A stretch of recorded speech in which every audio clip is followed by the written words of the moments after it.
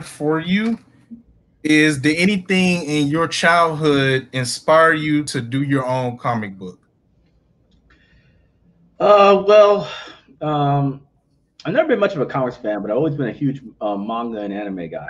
So I've been a big fan of Cartoon Network stuff. Right, every 5 seconds, Cartoon Network's dropping some new anime or something like that, and that kind of wrangled me into the whole thing. Comic books wasn't my path. Like I wasn't like, oh man, I'll be a comic book developer one day, right? I was like, I'm gonna be a video game developer. I was a huge video game fanatic, still am, right? And but video games are expensive, so, so Yeah. so it wasn't the least resistant path, right? I was like, you got to get some real credibility to get into this space. But with comics, I can make a comic for like $5,000, whatever, right? Test the market for my story that I was gonna make into a video game and see what happens. So from there, we did Kids to Kings in 2000, 17. We did our Kickstarter there, and haven't looked back since. We've been dominating ever since, and now became that comic book guy, right? All of a sudden, I'm this guy that that does comic books better than everybody else, and I'm like, it's more of a I just tell stories. You know what I mean? Wow. That's amazing. I wasn't, yeah, so that's kind of different. You actually wanted to get into video game. I'm a video game head too, myself, because like I got the just got the Switch because I wanted Marvel and all that. Yeah. But let me keep it to the topic. Sorry. Uh, when in your life did you start learning about comedic history and what made you use it in your story? Well, I've always been a huge, huge history buff. So I've been a history buff almost my entire life. I love ancient history, which almost always centers around wars, right? Just in general, that's like the most notable moments of almost every civilization is the wars they were in. And one thing that drove me nuts was every time I they talked about Egypt, right? Kemet they always first they always whitewashed it, which is just annoying, right? But then they never talked about the fact that Egypt was like the center of the world at the time, and like they did nonstop business, trade, war, whatever with every other nation in the area. It was called the Middle East for a reason. Every like all the major civilizations were in that area. So what I had to do when I was making my story was tell the story about the Middle East from the Egyptian perspective, right? I was like, I'm following these characters, but it's not like I'm just going to avoid the fact that other nations exist. You know what I'm saying? And I love the way, even though I don't believe anything they say about the ancient alien theory, right? I love the way they tell narratives. They're really good storytellers, right? So I was like, I'm gonna make my own version of the mythos, right? But I'm not gonna make our people's gods, right? Aliens, right? They're humans, right? Really powerful humans, but humans, right? And the other gods, the other worldly gods, are like ruining the world, right? Or they rule the world, and now we have to fight them, right? And a whole bunch of people besides us are fighting them, And I thought it would be pretty dope. Yes, it actually is because I actually sat back and watched some of the episodes you did recently, and they're really good, all of them. Um, our next question is, what's your favorite part of your story? Well, my favorite part of the story would probably be the war between Sparta and Minoa. Like, like that's a pretty dope thing because it's all political. Like, they really don't have. There's no real advantage for them going to war, other than the fact that they can't stand each other politically, right? It's like they have much bigger fish to fry, but they can't stand each other because of the ideology that they have. Minoans are a matriarch society, right? So women rule, right? That's actually Mm, historically correct, right? But they yeah. were Greek. They were Greeks, but they just like their society worked that way. And the Sparta, heavily male oriented society. The Spartans think there's no peace with the ancients, right? The Titans.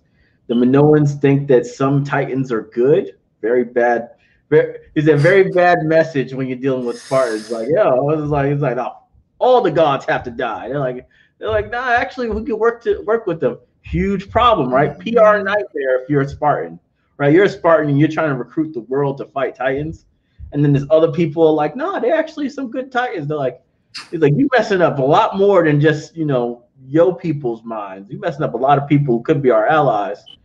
They flaking because of y'all ideas, right? So it's a political, ideological war between the two, and I love that. Like the Egyptians get pulled into that crap, right? And they don't even have favorites because Ra's on Sparta's side, right? Dang. Like Ra's like, the ancients need to die. I'm with them, right? But at the same time, Noah's always been their ally over a long time, so it's very complicated.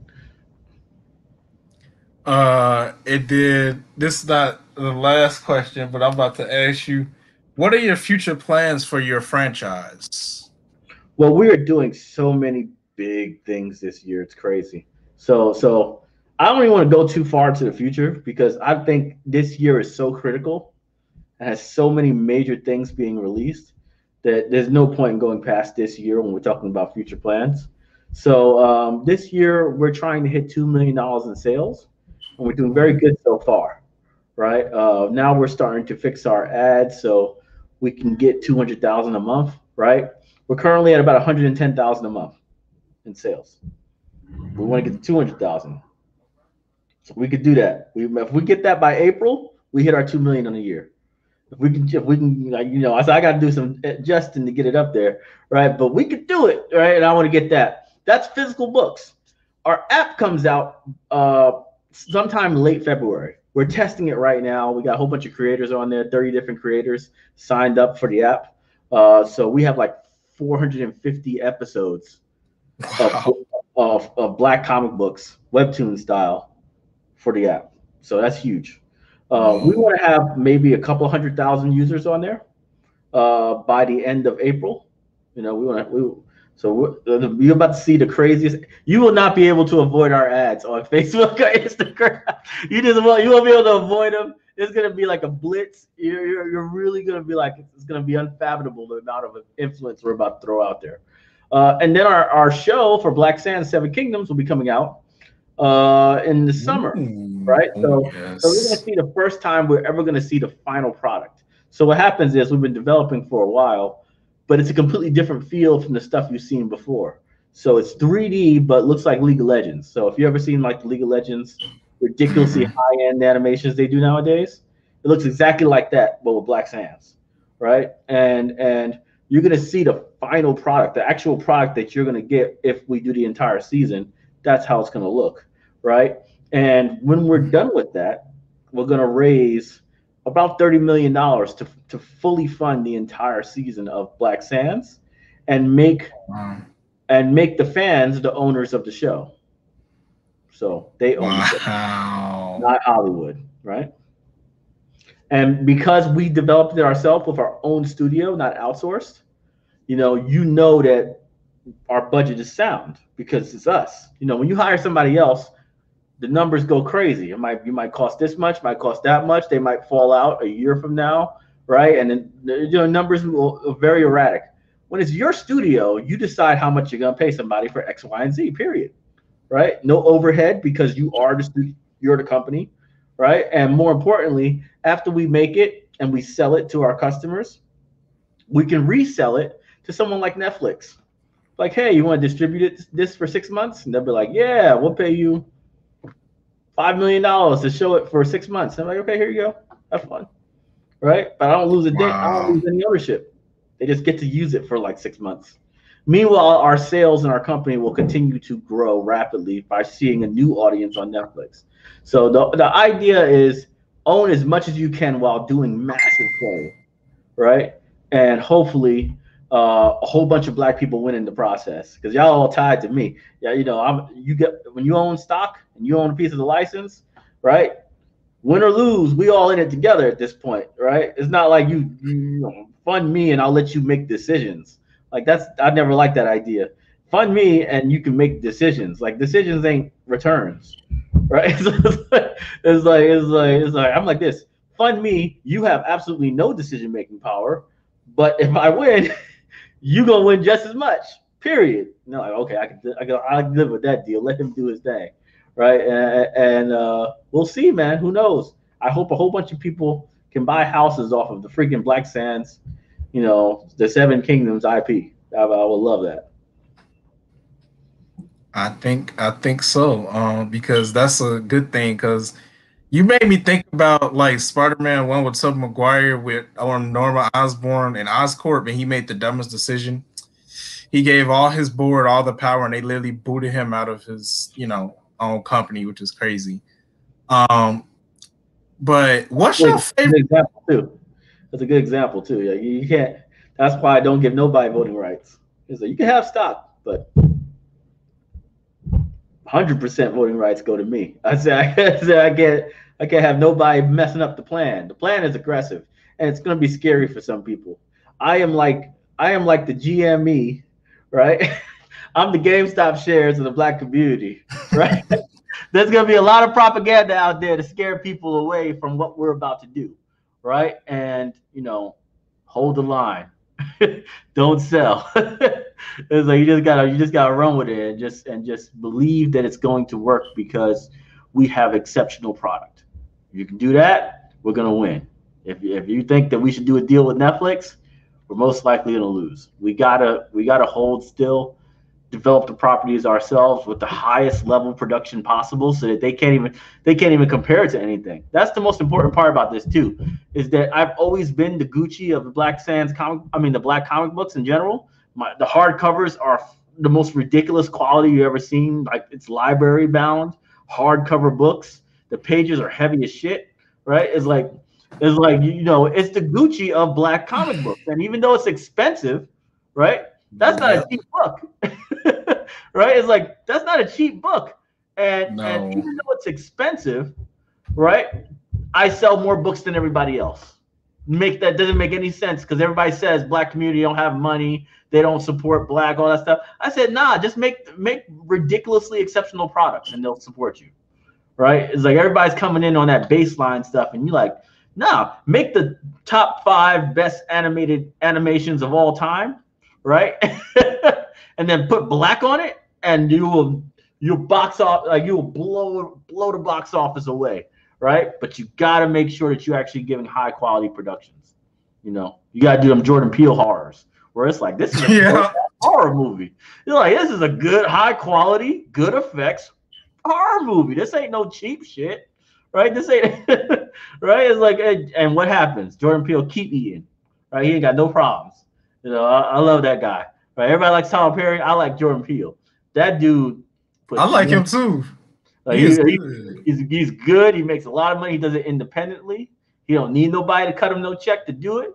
Right? He's learned how to just do it without nobody telling him what to do. Got to give that man power for what he got. Yes, sir. So what's your favorite anime since you said you're an anime head? Berserk. Oh man, I haven't really got into it all the way. I watch videos about it, and they only have movie arcs about it. Unfortunately, on Netflix, they don't have a full-fledged anime series because it's too long. It's too long to do that. That's why they actually did One Piece and movies. I could probably watch it. I can't. I don't feel like watching the problem with Berserk is that they spend at least 14 hours getting you to love people, only to make you hate the world, right? So it's like you really get vested in, yes, what a great, I love this story, and then it all goes to hell. It's like it's easily the most horrific storyline of a hero's journey I've ever seen created. Right? It's a real hero's journey. Like, this is sacrifice, and you gotta respect it. You just gotta respect it. Like wow, dude, we do a lot of dumb shit just to exist, to still live is crazy. Like suicide, bro. Just do it. Just do it. Like, you're like, bro, just fall on the sword, man. You good. You did enough. Just fall on the sword. You good, man. And this guy keeps going on, and you just can't help but be like you feel the pain. Like this sucks for this dude, right? And anybody who knows that about me knows that that's why Black Sands is built different, right? It's like this ain't no Shonen Jump where characters do all these things that are like that you well he's a kid so he should totally like be nice to his enemies. It's like, nah, he's gonna kill him. He's gonna kill him quick, right? Because they're his enemies. It's like there's no logic behind figuring out what the hell was the reason why they became a bad guy. They're bad. Kill him. Next case. It's like a star is not going to play.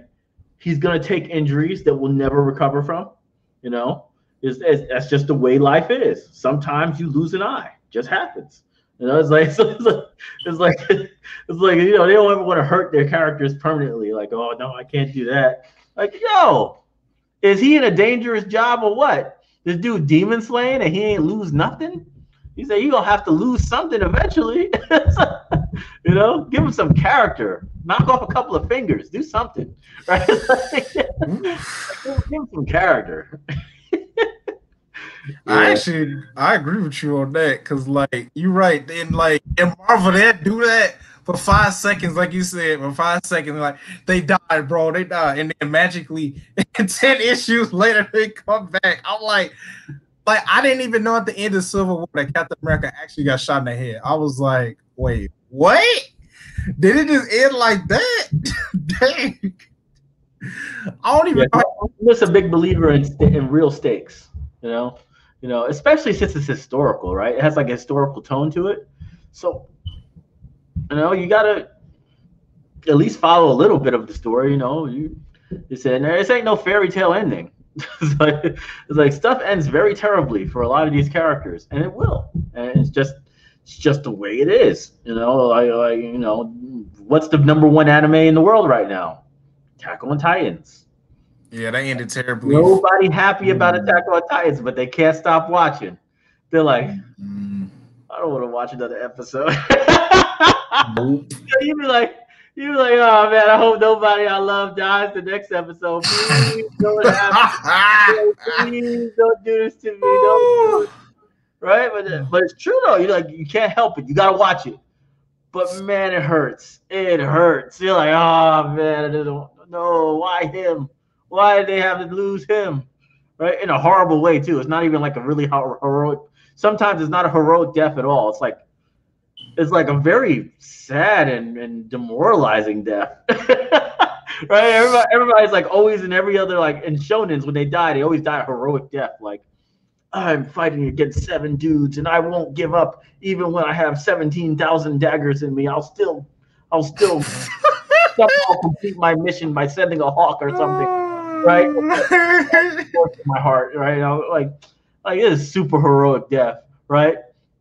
They're like, all right, this guy's been like the best commander for at least 13 episodes. He's been kicking ass. Let's have him get manhandled by 17 different small titans. So they take really small bites as they rip him to shreds, and have him scared out of his mind. So he doesn't even have like a heroic like victory, like death or something like he's screaming the entire time he's being consumed. You're like the worst possible death. It's like man, like that's like something that messes with you, man. It's like that's why everybody loved Game of Thrones before they eventually. Yes. Like before they ran out of scripts, every scene was like, oh my god, you did no really. Like he didn't have to die that way. I was literally the sentence. He didn't have to die that way, man. Why couldn't he just die on the battlefield? Why he had to die that way?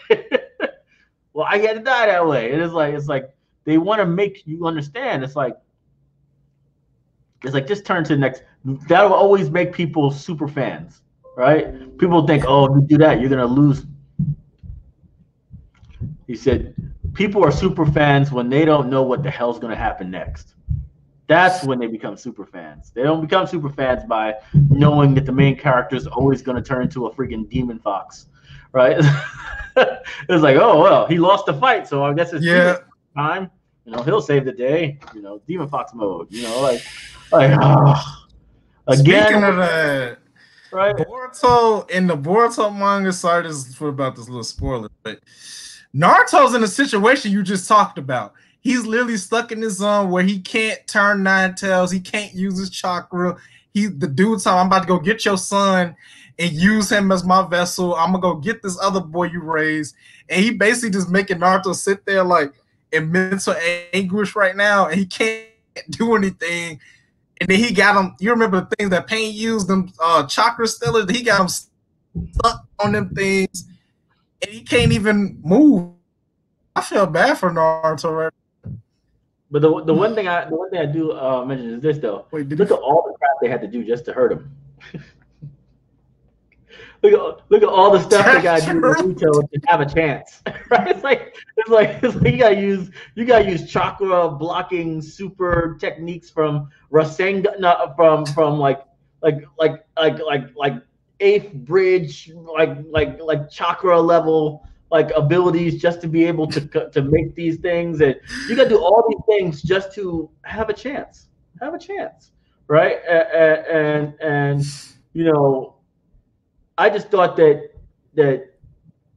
the reason why everybody had a main character who wasn't Naruto until Shippuden was the simple fact that Naruto would be saved by plot armor every 5 seconds, so nobody respected him. That's why everybody was like, oh, I love Rock Lee. Oh, I love Neji. Oh, I love Gaara, because they ain't got the plot armor. He said when they win, they were winning by the bare skin of their teeth, and they usually couldn't fight anymore. I don't ever remember a time when Naruto couldn't fight anymore. Oh, I used all my chakra.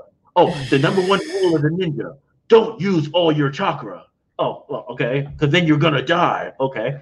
Hey, Naruto, how about you use all your chakra every fight? It'll make you better. Like, what? That's the whole ninja code. The ninja code says a ninja without chakra is a dead ninja.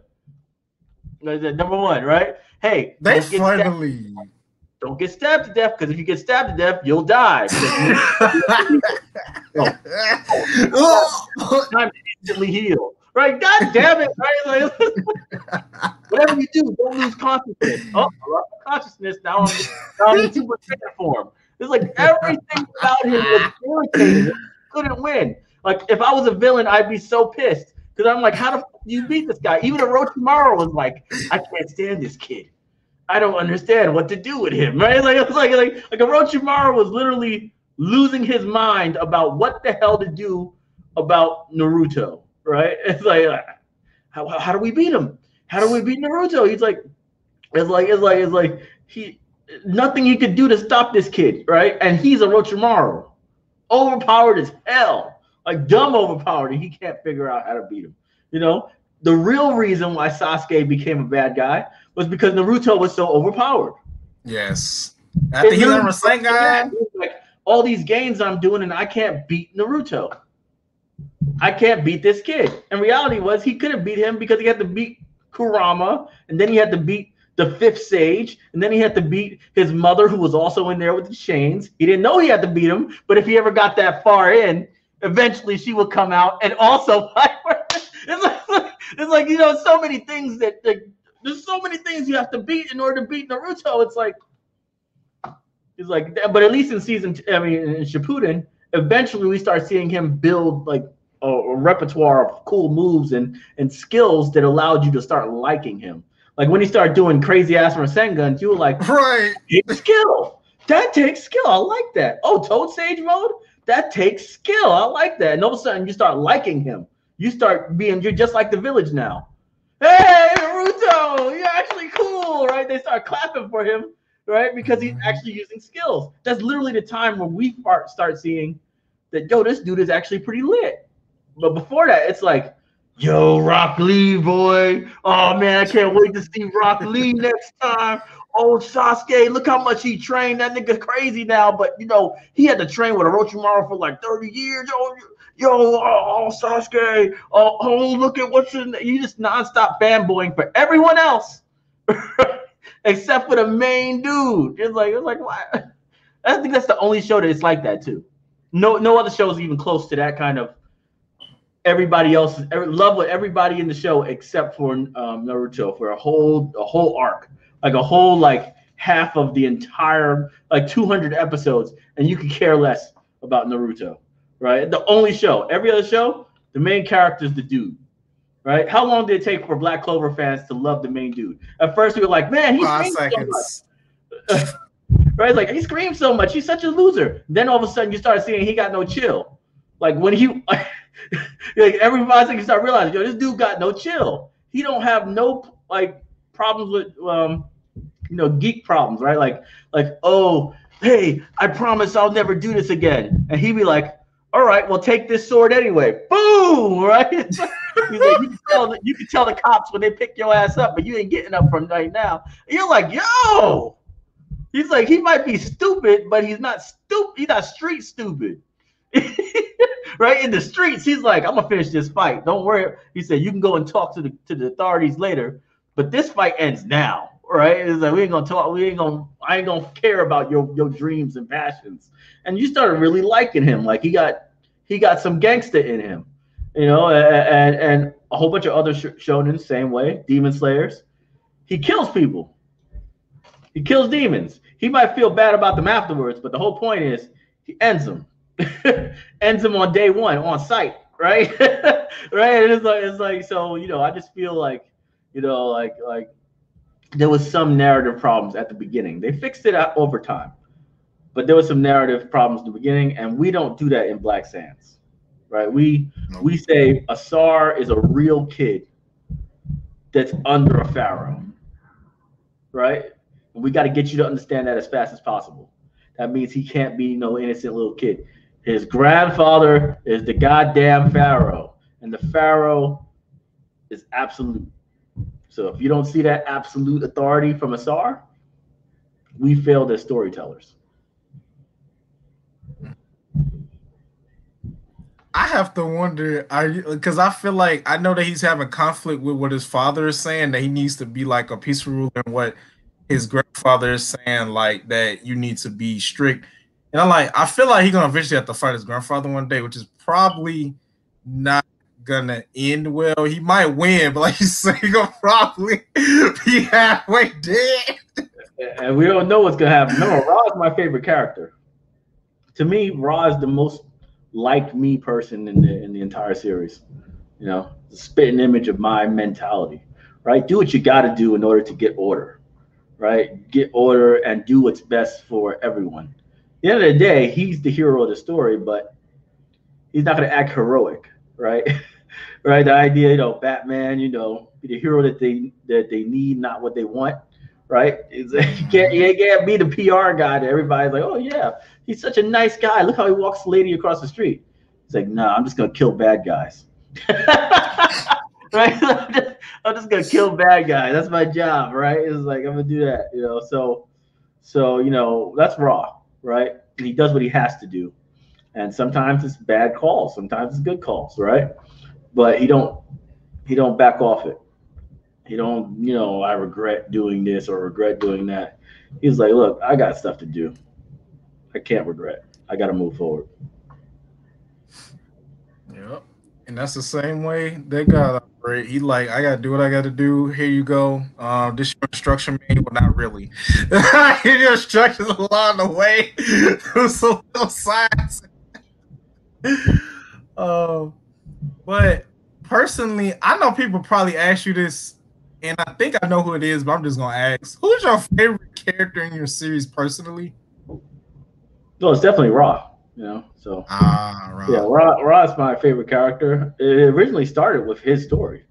We pivoted for marketing purposes, right, to the kids, right, because that was more of a shonen thing. Like, everything hot right now was, kids starting off as kids and maybe eventually turning to adults, right? So we were like, where are some kids in our story, right? So I had to jump a couple generations, right, to get to the kids we have today, right?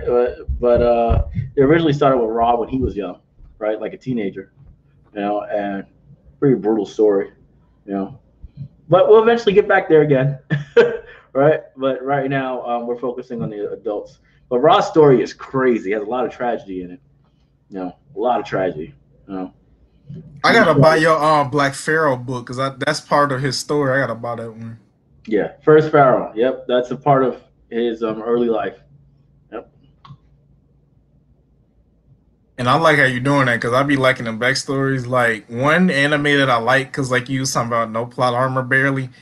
Ichigo, honestly, in the beginning, he had plot. He really no, he didn't. No, he didn't. He did not have plot armor really because the moment Byakuya came, he was like, he just cut him and he couldn't even get up. When he fought Kenpachi, it was a standstill. He finally didn't become OG until he unlocked Bankai, and then he went crazy and he turned that off. He was like, no plot armor there, and then he finally beat. Yeah, let him lose. What's wrong with losing? Right. What's wrong with losing? You don't have to win every freaking fight. You know what I'm saying? It's like, just lose every now and then. It's not a problem. That's probably why I like Black Cobra a lot, because dude loses. He sometimes just has no ability to deal with the situation, and somebody else got to save the day. Right? It's like, I don't know how to fight this thing. And it's like, oh, right, I'll do it. Like other characters have to actually, pull their weight. And I love that stuff. I love when they just can't do everything themselves. Right? Just can't. No matter how OP they get, they still can't do everything themselves. You can't tell me that Naruto can't solo every single thing in Boruto up to the point where you're saying he finally gets like cheesed to death, right? But it's like before that, he could have easily soloed everything, like effortlessly too. He's never trying throughout the entire season. Throughout the entire season of Boruto, he is not trying at all anywhere. He's like, yeah, I guess we can, knock some of this rust off, Sasuke. All right, let's go and try to knock some of this rust off, right? It's like, and Sasuke's underpowered compared to him. Sasuke's strong as shit and still nowhere near as powerful as Naruto is right now. Right, because he's on God mode right now, like straight up God mode. Like he would beat the shit out of Superman. Like the dude is like the fact that he can give his ridiculously overpowered abilities to other people. Oh, well. It's like a whole nother level of OPness. It's like I'm so OP, everybody around me is OP. Yeah, you want to be Kurama real quick? Sure, you can be Kurama here. Yeah, you can use 17,000 shadow jutsus each. Like shit, man, this guy's overpowered as fuck. It's like he's literally stopping people from disintegrating from opening 8 gates.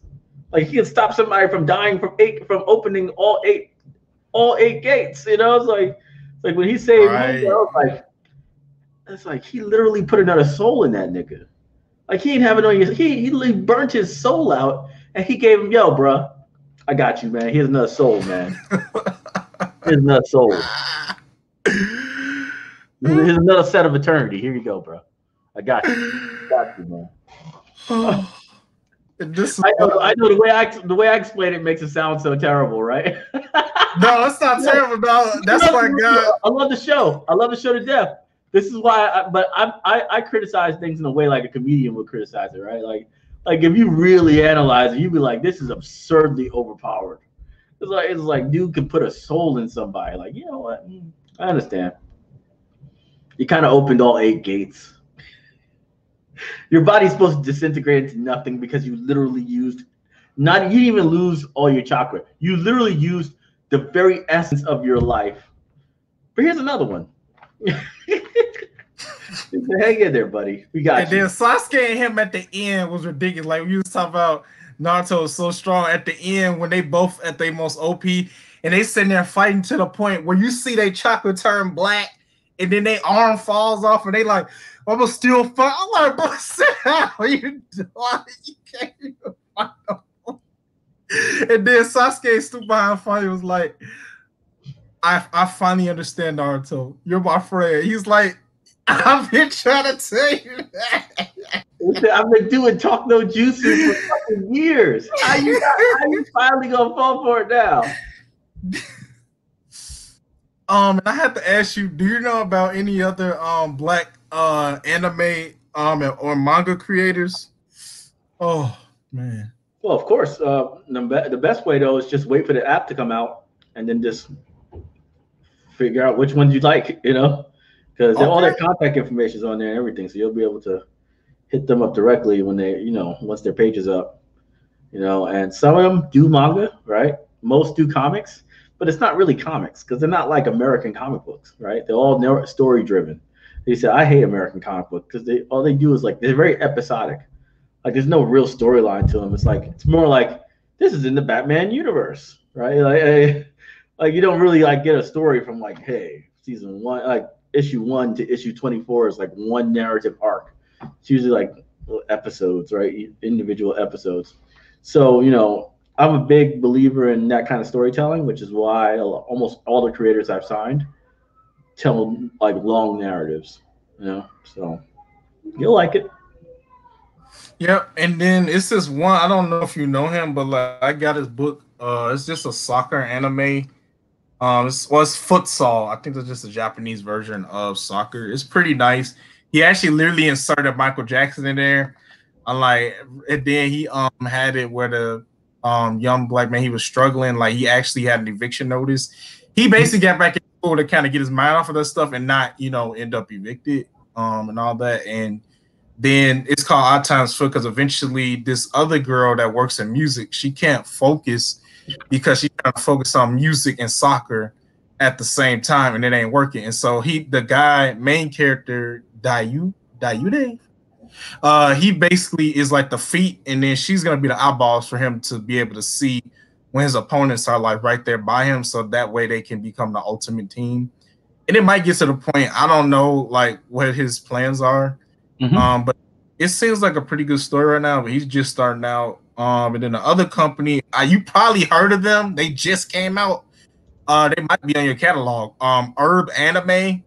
They are a new company who just started like a black kind of manga style comic book where they're gonna be telling, like you said, like black stories, and it's gonna be like black experience combined with anime and comic book format. So it's not gonna be something kind of like what you're doing already. I pre-ordered one of their books already. I only got one so far. But yeah, but I'd definitely be checking out your apps. And you said that's coming at the end of February because I definitely want to be able to support all those black artists and support you. All right. Well, we're good to go then, man. Yes, sir. I hope this was a Well, great interview for you, boss. it was. It really was because we got to geek out and talk about your comics and talk about anime and all of that stuff. It was cool. Yeah. But I'm gonna go ahead and let you go and do what you were doing. And thank you so much for joining and coming to support. And Yeah, you have absolutely. a good day. All right, you too, bro. All right.